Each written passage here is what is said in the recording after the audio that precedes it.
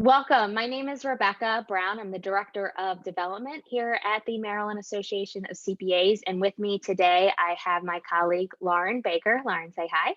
Hello. And we are going to walk through the licensure process for the CPA in the state of Maryland. What we found is that a lot of people have a lot of questions about how they navigate this process, the exam, the actual license, and things like that. So we put together this CPA guide that you can see on my screen about 5 years ago to kind of mimic the State Board of Accountancy's website. And what we're finding is people still have some questions. So we thought we'd put this together to kind of walk you through this, and hopefully you'll find this valuable. Let us know if you have other specific questions, and we can always update this video or reach out to us. My email is Rebekah, Rebekah, at macpa.org, and Lauren is Lauren, much easier to spell, Lauren at macpa.org. So what you see now is our homepage of the CPA guide, and that is located at cpaguide.macpa.org. You can also get to this page if you are on our macpa.org homepage, and you click up in the top left-hand corner where it says Become a CPA. So when you land on this website, you see that there's these different sections, and they're pretty dynamic so that you can actually use them as your checklist. So let's open it up. First is the CPA exam checklist. So this is the area where you are preparing for the exam. You have your 120, or you're getting ready to graduate, and you're going to have that 120. And this is the first step you want to take. So the first question is, do you have that bachelor's degree or higher, or are you going to, as you kind of prep and make sure you have everything ready? You do need to have that bachelor's degree confirmed before you submit your application. So unfortunately, it's not, in the spring semester, you can do all the paperwork so that you sit, the day after you graduate. Nope, you need to have all of that information already done. So let's say, yep, I have that, I'm good to go, I'll check that off. Next, you need to make sure that your college or university that you have that diploma from is an accredited one with one of these three organizations. Most of the time, this isn't going to be a problem. If you have any questions about specific schools, you can reach out to us, or you can see these lists. This is really helpful. So you can see which schools are a part of any of these and search by state and things like that. So let's say, yep, I have that done.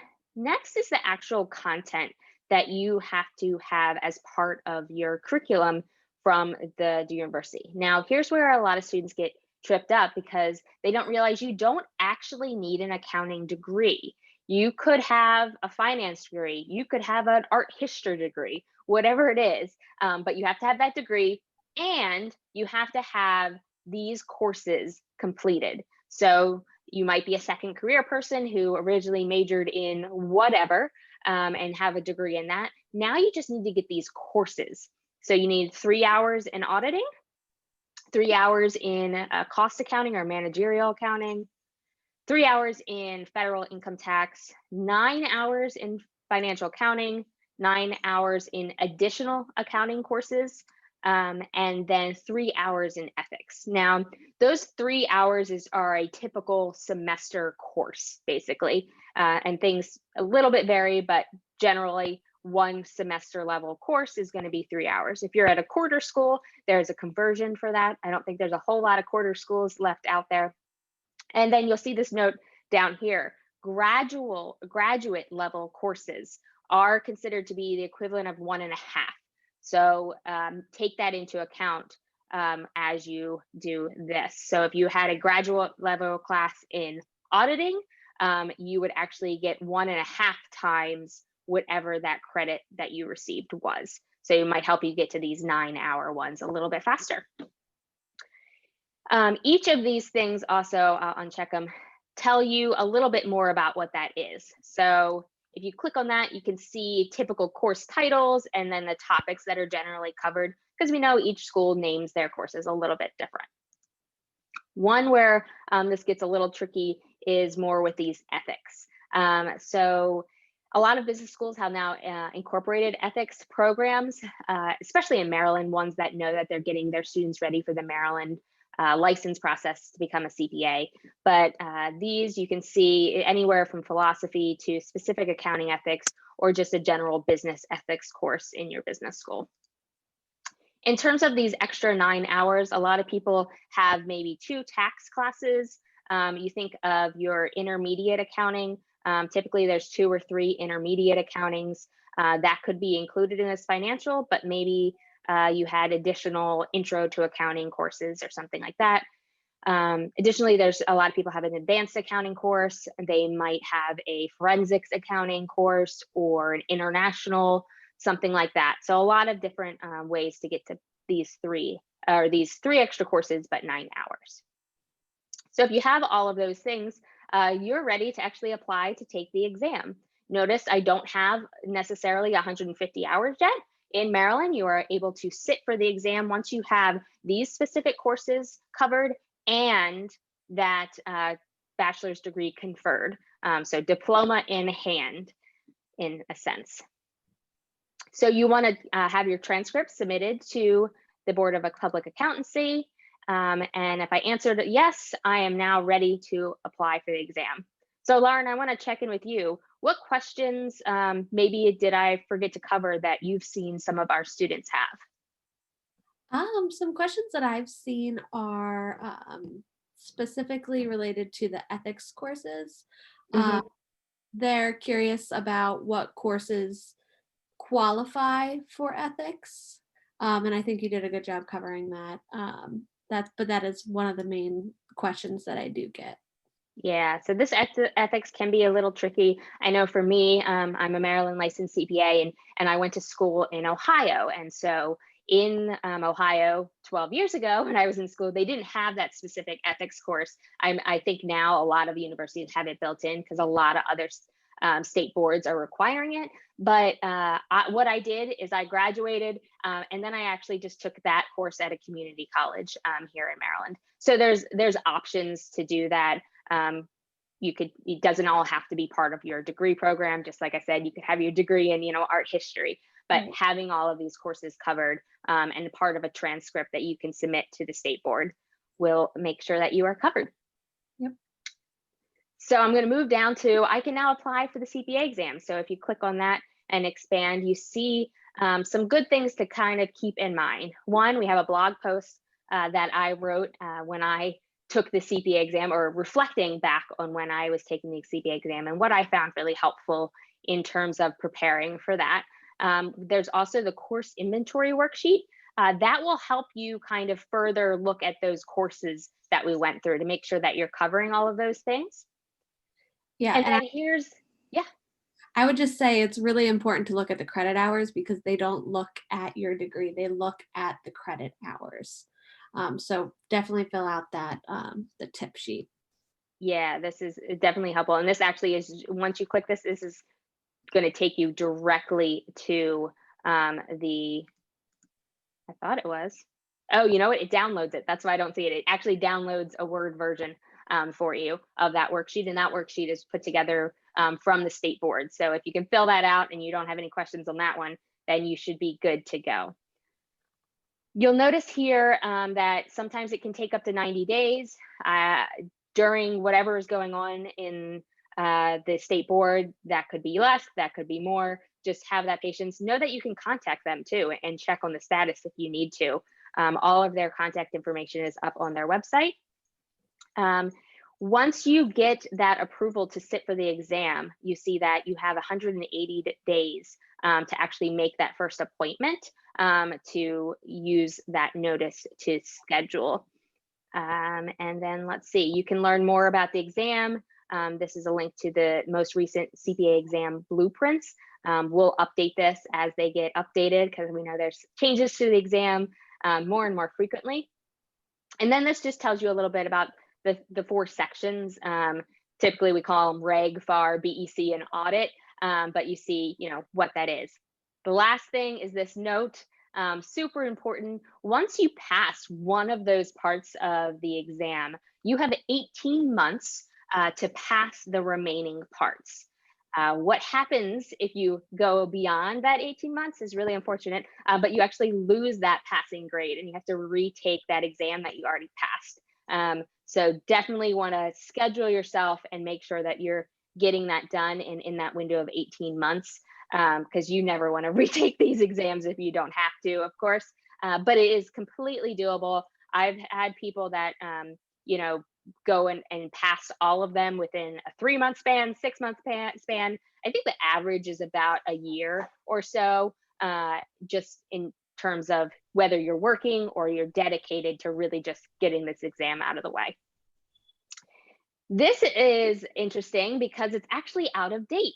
So we need to update this, and I have it in our plans to update, but there are no exam testing windows. So if you started the exam process before, or you had heard about it before and now just getting started, know that in Maryland, we have continuous testing, which is amazing because it gives you so much more availability to schedule those exams in that 18-month window.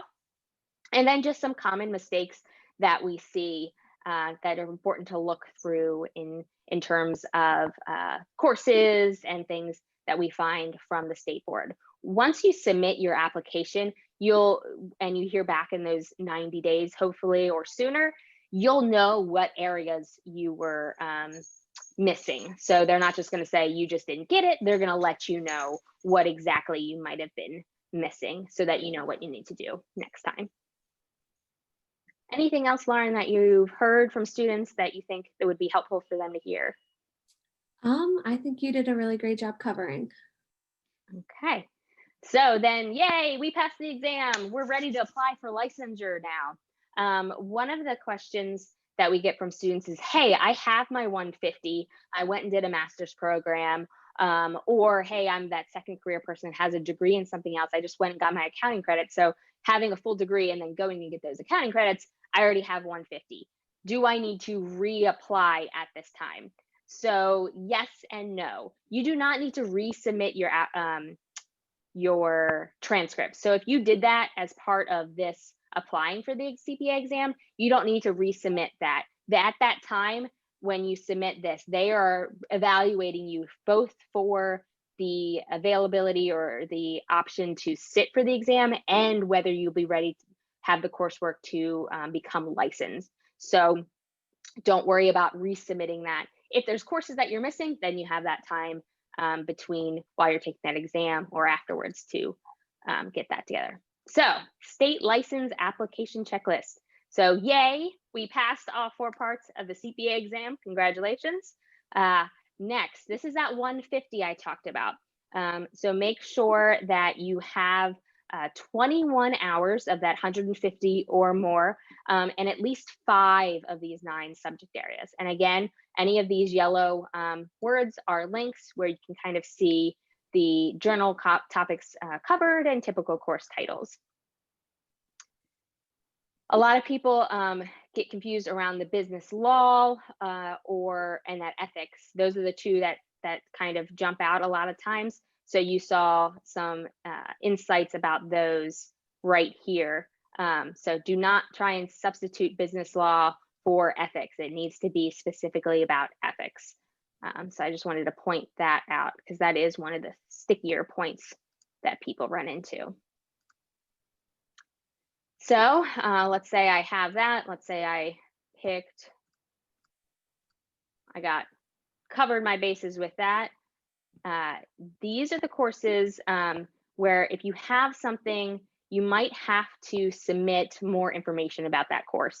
If the title's a little bit off, but you think that it qualifies, you might want to, or you might hear back from the state board that you need to submit some additional information to help them understand the course content and make them comfortable with you fulfilling that requirement. So here's where you might give the course description or syllabus or something like that. So if you think you might need those, maybe go ahead and save them now while you're taking those courses. And now we get we passed the exam, we have all the additional hours in terms of credit hours and education. Now it's the experience hours. This is an area where we see a lot of questions as well. So basically you need 2,000 hours of relevant experience. Now, this doesn't mean that you are, in audit engagements or something like that. You need to have practical work experience in accounting, advice using accounting, a test, tax, consulting, management advisory, anything like that. Internships count as part of these 2,000 hours. So if you took an internship maybe after your sophomore year and your junior year in the summer, you might be pretty close to that 2,000 hours mark just through internships. Notice that the experience that you report has to be earned within the preceding 3 years of your application for licensure. So you can go back all the way 3 years to get that experience. So let's say I have that. Yay, I completed everything. Now we're looking at this ethics course. Now, this is a home study course that you take. You buy it from the AICPA website. You can do an online version or a paper book version, I believe still, but it's not a, days or weeks long course. It's more like, knock it out in a day, maybe a couple hours even. It's a short book, short videos to watch. And it's really just focusing on the regulatory side of ethics. So the AICPA's code of conduct and things like that. So let's say I went ahead and did that, spent a weekend kind of getting my ethics on, and then we will submit these documents. So one is the verification of the scores. If you applied for the exam and took the exam in Maryland, this won't be a problem for you. Obviously, the Maryland State Board will know your scores, but for whatever reason, if you took the exam in Iowa, because that's where you were living at the time, you passed the exam and then you got transferred to Maryland, you might need the Iowa State Board to submit your scores to Maryland. So say I did that. Now here's where the work experience gets a little trickier. You need to not only have that experience, but document it, not specifically detailed. It's kind of, you have like one page to write kind of the high level things that you did. Think about when you took your driver's test. So you had the test, but then you had to go get so many hours on the road, and you just attested that you did that and kind of general what you did. Think about it like that. Here's where people get tripped up. You need a actively licensed CPA to sign off on your experience. Basically, they are attesting to you having that experience. So whether that means they were your supervisor in your internship, or maybe when your first full-time job, or maybe they were a partner, the person you directly worked with wasn't a CPA, but the partner is aware of your work, they can sign off on it. If you're in an organization where there's no CPAs, maybe you interned in a nonprofit or something like that, what you can also look to is the external auditor, tax preparer, those people that may have their CPA that in some way know about the work that you did. That's what you're really looking for. This person does not need to be a direct supervisor, but they are signing their name and attesting that you did this. So you don't want to just ask your friend's dad or mom, because that would kind of put their license on the line if they aren't really directly involved in knowing that you did that work. So word of caution there, but know that it does not need to be a direct supervisor. This transfer of course checklist, this is just to make sure that you have all of those course requirements that we talked about before. Again, if you submitted most of those part of your 150 in the original application, you do not need to do that again. But again, it's good to make sure that you kind of double check that you have that extra 150 and those 5 of those subject areas, 21 hours in 5 of those 9 subject areas. And then again, official transcripts, if you need to, if you've got additional credits in between the time that you submitted your CPA exam application and your license application. So let's say I'm ready to go. Quick check-in with Lauren. Anything I missed here that we've heard from our students or our CPA candidates? Nope, I think you did a great job. I do get a lot of questions about the 2,000 hours, but you covered that great. Awesome. Okay. So yay, we are ready to apply for state licensure. Really, this is a short section because all you have to do is go apply now. So there is a $67 application fee for the licensure. There's also a fee in terms of the testing as well. So you'll see that when you get there. And you will go directly to where you apply on the state board's website. Again, all of this is mimicking the state board's website, just in a little bit easier to follow kind of one page for you. And then you'll go ahead and you'll apply. And then again, you could have that 90-day window of getting approved.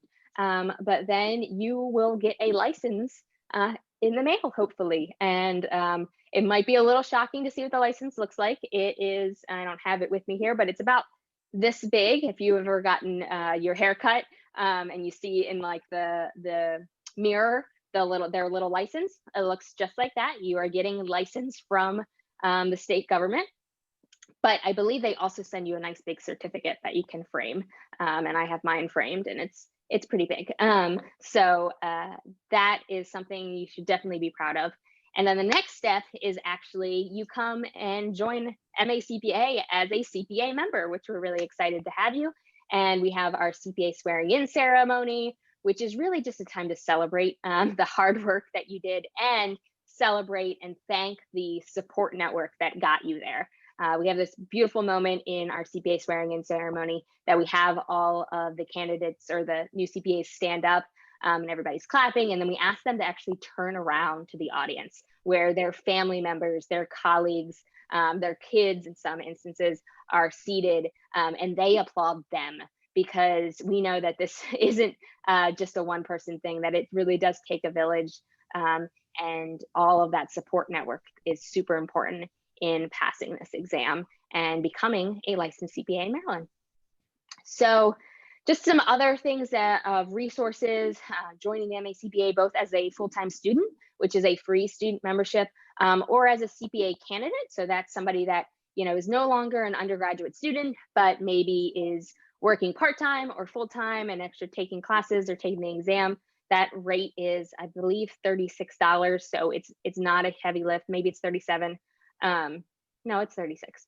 So not a heavy lift, but something that you want to look into. And then just some quotes about becoming a CPA, and then two great resources for you in terms of CPA review courses. We have an agreement with Surgeon CPA Review and Gleim CPA Review that allows our student and candidate members to get discounts.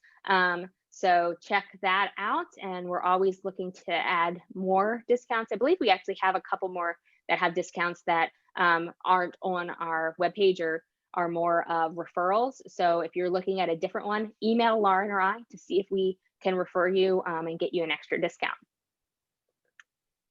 Lauren, what did I miss? Honestly, I don't think you missed anything. Okay, I know it's a lot of information.